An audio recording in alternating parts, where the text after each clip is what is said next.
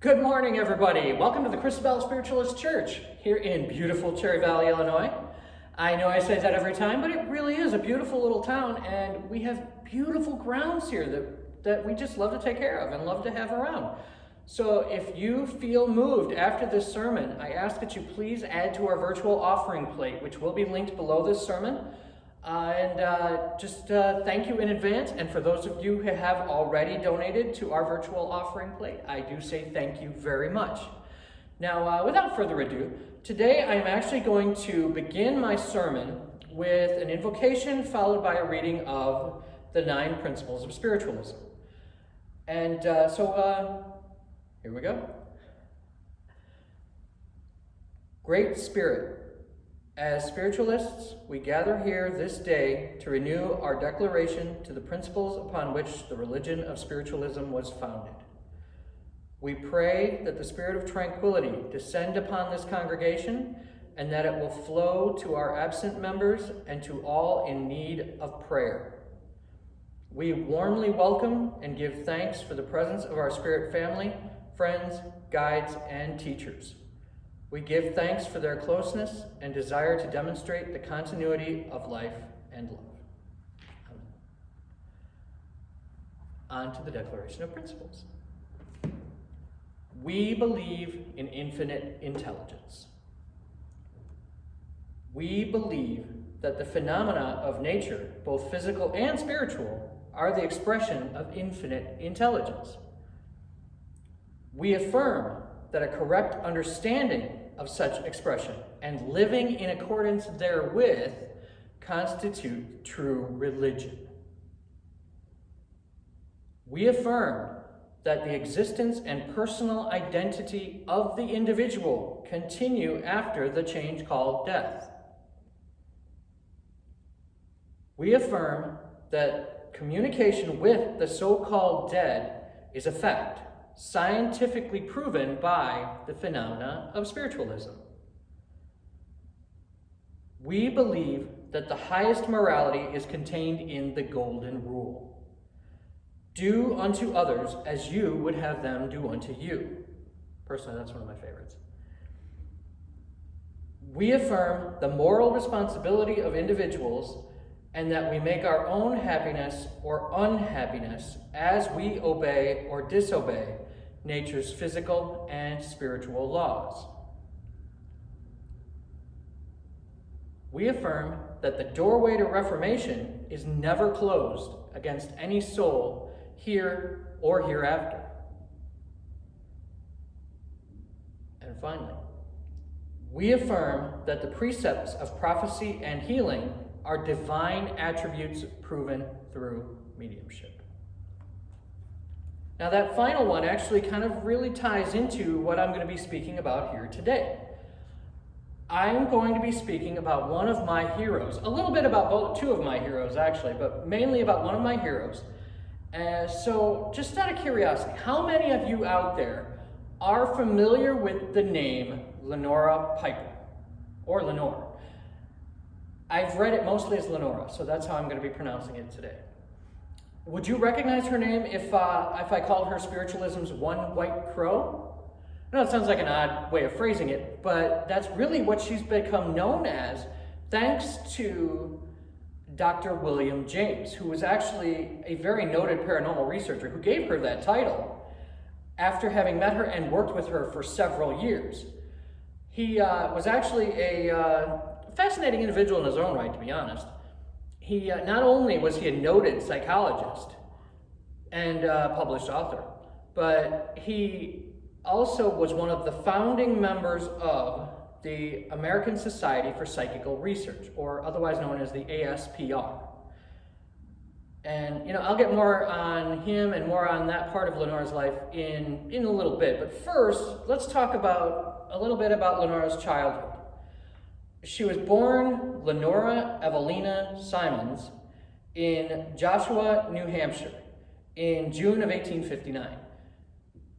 She was not really the healthiest child. She had a lot of health issues, and she had several ailments. And honestly, I've noticed in my personal experience over the years, I've noticed that a lot of people who are very naturally mediumistic, very naturally connected with spirit, a lot of us tend to have a lot of health issues, and we kind of grew up not necessarily being the healthiest. And I really think a lot of the reason that we are a little less physically robust, most of us, is because we're so sensitive to the energies of the environment that a lot of things affect us. But anyway, I do think it helped her to also focus a little bit more internally, a little more within. When she was about 8 years old, Leonora had a very vivid experience connecting with spirit. She was playing in the garden, just like kids will do, and then all of a sudden she felt a sharp pain in her right ear, and it was followed by a whispered voice that said, "Aunt Sarah, not dead, but still with you." It was later discovered that her Aunt Sarah physically died at the moment that Leonora was hearing that voice. And those kind of things kind of continued through her childhood, little moments of that, like where she would know something that there was really no reason she should have known it, or she would hear something from someone in spirit. And it was just something that, the family kind of just accepted. But upon her marriage in 1881 to William Piper, and as well as her subsequent move to Boston, she found herself on a completely new life path that really began in 1884. Her father-in-law had taken her to see a blind clairvoyant healer. His name was J.R. Cook, and he is somebody that you may actually have read about also. Now, on Cook's touch, Leonora lost consciousness and entered into a deep trance state. She later began attending a home circle and would again enter trance where she would give accurate, specific messages to those present.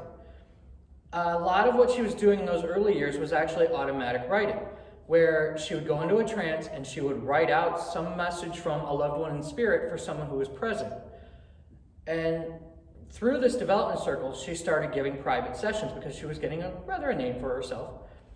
And so in her home, she was doing private sessions, and that's actually how she met Dr. William James.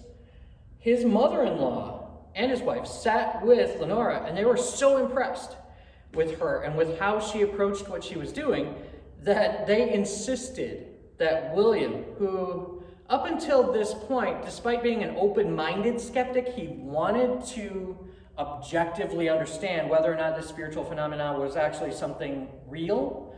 He was an open-minded skeptic, but up until this point, he'd been, let's just say he's had a less than stellar opinion of quite a few of the people that he had met. And so, reluctantly, he decided he would have a session with Leonora and just see what his mother-in-law was so excited about.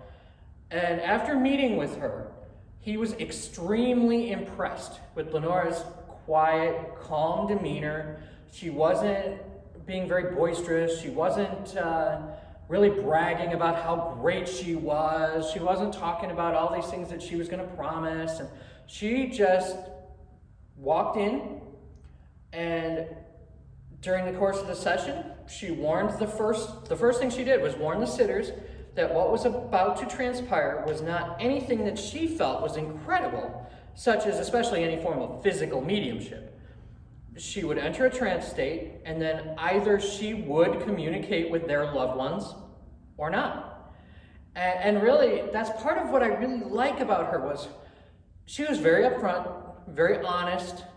She wasn't trying to be flamboyant. She wasn't trying to be flashy in order to gain attention, which unfortunately, even to this day, that does occur where there are people out there who it's more about the medium than the message. With Mrs. Leonora Piper, she let the message be what it needed to be and let the message stand on its own. And so she would enter her trance, and she was able to bring through accurate names as well as a considerable amount of personal information that she would have had no way of knowing except for that information to have come from a loved one in spirit. So you can imagine how this greatly impressed the skeptical Dr. James, who up until this point, as I said, had met a lot of people that he kind of considered to be kind of charlatans or kind of shady.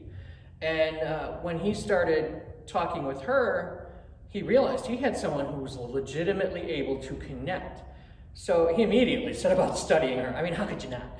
And he wanted to find out whether she was legitimately receiving information from spirit or if it was somehow being fed to her by another physical person, or if there was ESP involved, what exactly was the process?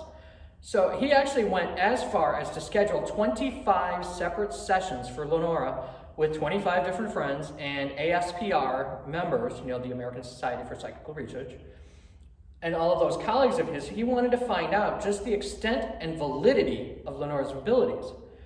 And she also gave him, and this also shows just how transparent she was trying to be. She wanted to be honest. She wanted to be able to help people understand the process of what was happening, because honestly, she wanted to understand as well. And so she actually gave Dr. James William the approval to manage her sittings, so that way he could very closely monitor who was coming to see her, in order to eliminate any potential fraud on her part, but also so that he could have a better understanding of each person and what the process was for each of them. And then that way they could understand how she was connecting with spirit in such a way. And during this time, actually, where all this work was going on, Leonora also traveled to England, and she was studied there by the British counterpart of the Society for Psychical Research. And it was thought that since she had never traveled overseas, that this would be a perfect and excellent test of her abilities. She'd have no way of having any prior knowledge of her sitters. So while she was there, and this shows just how much she believed in the process, how much she wanted to help and wanted to learn and help other people learn about mediumship. While she was there, she allowed her mail to be intercepted and opened prior to her receiving it. She was followed around by private investigators everywhere she went. Every aspect of her time, she was shadowed by someone to make sure that she was not somehow obtaining the information through, more of an underhanded or more mundane means. And during her time in England, she was actually set up to have 83 different sittings with people. Now, for those of us who are mediums, we understand how draining this work can be. So I have to tell you that 83 readings while she's over there for a couple of months, it's actually a fair number, because you will find yourself getting very drained. But for the first few years of her being studied, she had quite a few different spirit controls that would work with her and through her. Over time, she began working exclusively with a Dr. Finney, a French physician. And now, for those of you who are not aware exactly what a spirit control is, how come you missed my Let's Talk About Mediumship workshop? I mean, it was a great one. No, I'm just kidding. So if you're not sure what a spirit control is, for a deep trance medium in particular, a spirit control sort of acts as something of a spiritual bouncer. What they do is they help keep out the riffraff, and at the same time, they also work to help organize who in spirit is going to come through for whom. And so she worked with him for quite a while before eventually moving into a group of spirits called the Imperator. But that was all things that will happen naturally for a trance medium as they develop in their abilities, as they expand. That does happen as they move forward in time, that they will grow into different controls. So, no, at this point, there's always people out there who are skeptical, who just don't want to believe or don't want to be open to what the evidence is showing them. And you know what? Honestly, Leonora was no exception to that fact.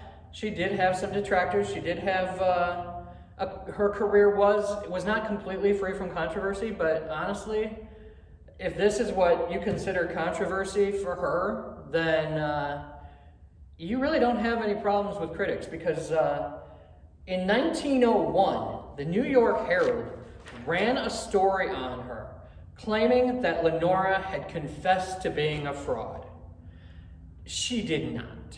She simply stated that she was not 100% entirely sure that her information was coming from spirit and not through some sort of an ESP, or extrasensory perception.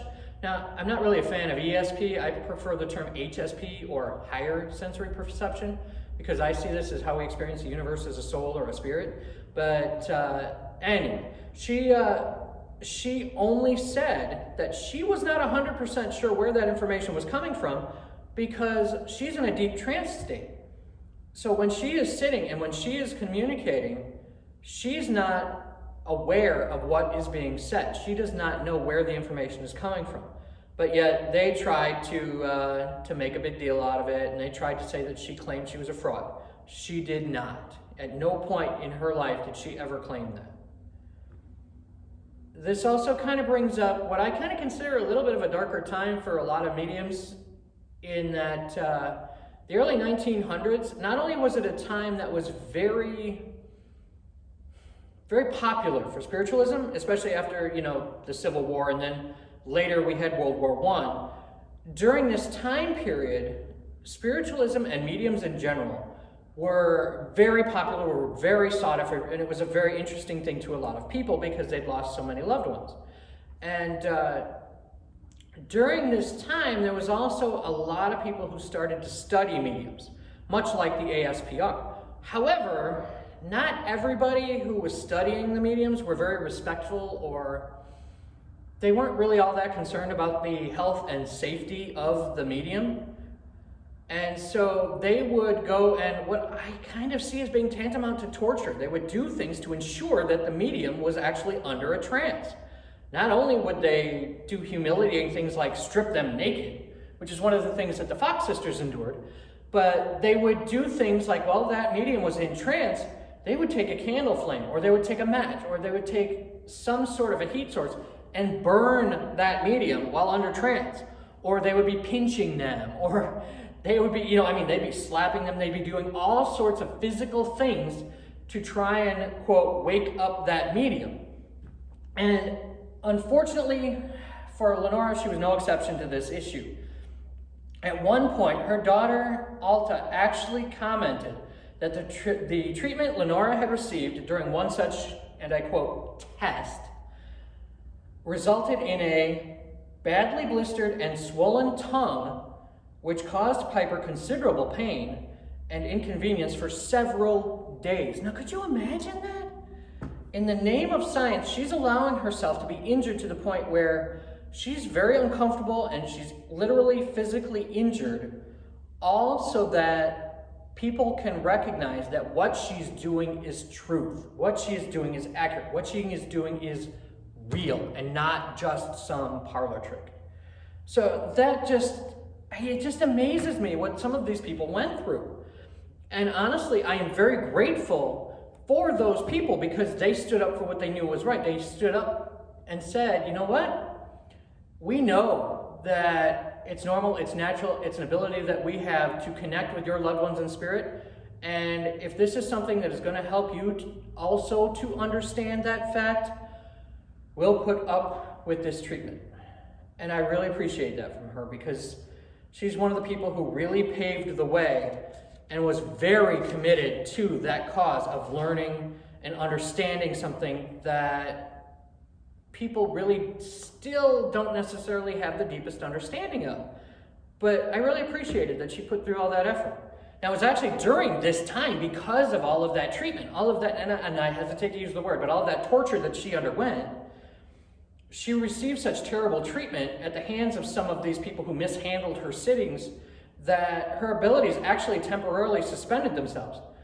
She took a break from her sittings because she really, I honestly think it was her subconscious protecting her, but she could not bring through anybody. And when her abilities really did eventually return, she went back to where she started with the automatic writing that I talked about at the very beginning. That was what she went back to in later years, was she could go back and do the automatic writing type of trance mediumship. And she did continue to work sporadically with other investigators, not just Dr. James, who actually did treat her with considerable respect. But she retired from public sittings in 1927. And Mrs. Leonora Piper, she passed to spirit on July 3rd, 1950. She left behind a prolific amount of evidence that helps prove the continuity of life beyond the physical death. And the science, philosophy, and religion of spiritualism owes her a great debt of gratitude for everything she did, which I know that I've already talked about my own personal gratitude, but honestly, I truly believe that spiritualism also owes her a great debt of gratitude for all that she did to advance the study of mediums and mediumship. We are also left with the words of Dr. William James, who I touched on at the very beginning. His thoughts on Leonora were as follows. To upset the conclusion that all crows are black, there is no need to seek demonstration that no crows are black. It is sufficient to produce one white crow. A single one is sufficient. You know what? I love how he phrased that, actually. He was the definition of an open-minded skeptic, and that's one of the things that I really appreciate so much about him, was that not only was he a brilliant guy, but he was also a very open-minded skeptic in that he would use Occam's razor, where sometimes, the most simple explanation really is that a person is communicating with spirit. And it really wasn't until he met Leonora that he became truly convinced about the continuity of life. And we also have him to thank for that fair, impartial, and balanced investigation, who was able to help prove through mediumship that life goes on beyond the death of the physical body. So I highly recommend looking up some of Dr. James' works, but especially the titles that do pertain to Miss Leonora Piper. We owe them both a great debt of gratitude for everything they did to help further the cause of spiritualism and mediumship. So I hope that you found today's sermon both interesting and somewhat enlightening. I really do hope that you look into Dr. William James as well as Leonora Piper. And I think you'll find them to both be very fascinating individuals. So I wish you a wonderful week ahead, and may your loved ones connect with you in the most loving way as possible. Thank you from Christabelle Spiritualist Church in Cherry Valley, Illinois.